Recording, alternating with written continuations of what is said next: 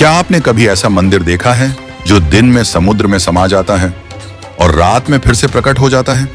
क्या सच में द्वारका नगरी समुद्र में डूब गई थी? क्या विज्ञान के पास इन सवालों का जवाब है?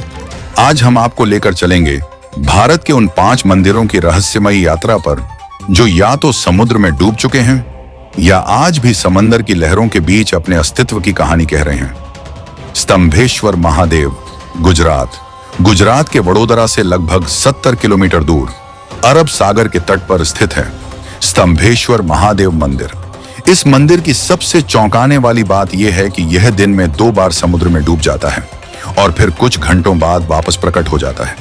यह कोई चमत्कार नहीं बल्कि समुद्र की ज्वार भाटा की प्रकृति है। लेकिन क्या यह सिर्फ प्रकृति का खेल है या फिर यहाँ शिव की ऐसी कोई शक्ति है जो प्रकृति को भी झुकने पर मजबूर कर देती है? स्थानीय श्रद्धालु मानते हैं कि भगवान शिव स्वयं समुद्र को संकेत देते हैं कि वो आकर मंदिर को ढक दे और फिर दर्शन का समय समाप्त हो जाता है। महाबलीपुरम मंदिर तमिलनाडु के तट पर स्थित है। महाबलीपुरम का प्रसिद्ध शोर टेम्पल। लेकिन क्या आप जानते हैं यहाँ कभी 7 मंदिर थे जिनमें से केवल एक ही आज दिखाई देता है। 2004 की सुनामी के बाद जब समुद्र पीछे हटा तो कुछ प्राचीन अवशेष सामने आए जो इस बात का संकेत देते हैं कि बाकी मंदिर समुद्र में डूब चुके हैं। पुरातत्व विभाग की खुदाई में इस क्षेत्र में कई प्राचीन संरचनाएं मिली जो समुद्र तल के नीचे मौजूद हैं। क्या ये मंदिर किसी प्राचीन चोल या पल्लव सभ्यता के थे या फिर कोई देवताओं की नगरी जो आज भी जल के नीचे बसी है? द्वारका नगरी, गुजरात, यह सबसे रहस्यमयी, सबसे प्रमाणित और सबसे पौराणिक स्थल है। श्री कृष्ण की नगरी द्वारका। पौराणिक कथा कहती है कि भगवान श्री कृष्ण के स्वर्ग सिद्धारने के बाद समुद्र ने द्वारका नगरी को निगल लिया। यह सुनने में भले ही पौराणिक लगे, लेकिन 1983 से लेकर अब तक की समुद्री खुदाई में इस नगर के अवशेष मिले हैं। पत्थरों की दीवारें, स्तंभ, सीढ़ियां और मूर्तियां। मरीन आर्कियोलॉजी यूनिट द्वारा प्राप्त ये प्रमाण ये साबित करते हैं कि द्वारका कोई कल्पना नहीं बल्कि इतिहास में दर्ज एक सजीव नगर था जो अब समुद्र के गर्भ में है। क्या आज भी श्री कृष्ण की वो नगरी लहरों के नीचे समय का इंतजार कर रही है?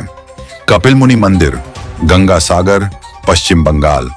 गंगा सागर का कपिल मुनि मंदिर भी एक अनोखी जगह है जहां समुद्र हर साल मंदिर के गर्भगृह तक पहुंचता है और फिर वापस चला जाता है। इतिहास में इस मंदिर को कई बार समुद्र ने बहा दिया, लेकिन हर बार इसे फिर से बनाया गया। स्थानीय लोगों का विश्वास है यहाँ सागर और संत की सीधी बातचीत होती है। कोई निर्माण समुद्र के गुस्से को नहीं रोक सकता सिवाय श्रद्धा के। आज भी यहाँ हर साल मकर संक्रांति पर लाखों लोग पवित्र स्नान के लिए आते हैं। जहाँ समुद्र और गंगा मिलते हैं वहीं कपिल मुनि की कहानी आज भी जीवंत है। देवगढ़ समुद्र मंदिर। स्थानीय मान्यता। ओडिशा के तटीय क्षेत्र में देवगढ़ नाम की एक जगह है जहां स्थानीय लोग मानते हैं कि एक प्राचीन शिव मंदिर समुद्र में समा गया था। कभी कभी मछुआरे समुद्र की गहराई में मूर्तियों जैसी आकृतियां देखने की बात करते हैं। हालांकि अभी तक कोई आधिकारिक खुदाई नहीं हुई है, लेकिन इस क्षेत्र में समुद्र के नीचे पत्थर की संरचनाओं के निशान जरूर मिले हैं। क्या ये सब बस कल्पना है या फिर समय के साथ मिट चुकी एक और पुरानी सभ्यता की कहानी? भारत के ये समुद्री मंदिर न सिर्फ आस्था के केंद्र हैं बल्कि इतिहास, विज्ञान और रहस्य के संगम भी हैं। इन मंदिरों की कहानियां हमें ये याद दिलाती हैं कि सागर केवल लहरें नहीं लाता, वह समय की सच्चाई भी बहा लाता है। क्या हम कभी इन मंदिरों के सभी रहस्यों से पर्दा हटा पाएंगे या फिर ये मंदिर सदा के लिए हमारे सवालों के साथ लहरों में गुम रहेंगे?